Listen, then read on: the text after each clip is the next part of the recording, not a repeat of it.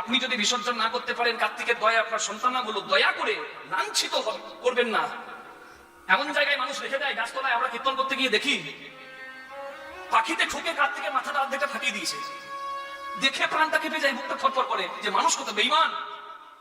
শুনুন, কার্তিকের বিসর্জন আপনি করতে পারেন, যদি নিজে বিসর্জন না করতে চান পুকুরের একদম ধারে, যেন আপনি করছেন না কিন্তু বাতাসে একটু যদি কোনো ঝড় বা বৃষ্টি হয় যেন পুকুরের জলে পড়ে যায়, সেটা করবেন। আর না হলে কোনো সুরক্ষিত মন্দিরে রেখে দেবেন, সুরক্ষিত মন্দিরে রেখে দেবেন। আপনি না করতে চান, কোনো পূজারী তাকে বিসর্জন করে দেবে, আপনি করলেন না, কেউ অন্যজন করে দিল। দয়া করে অবহেলা করে যেখানে সেখানে কার্তিক ফেলে দেবেন না। আপনাদের কাছে হাত জোর করে প্রার্থনা, আপনারা যারা শুনলেন কথাগুলো আরো 10 জায়গায় জানিয়ে দেবেন। আমাদের সনাতন সংস্কৃতির মান রক্ষা করার দায়িত্ব আমার একার নয়, ভাইয়ের একার নয়, আপনাদের আমাদের সবার মা। তাই আপনাদের কাছে জানাবার একটু কথাটা চেষ্টা করলাম। নিতাই গৌর প্রেমানন্দে হরি হরি হরি বল, হরি হরি বল।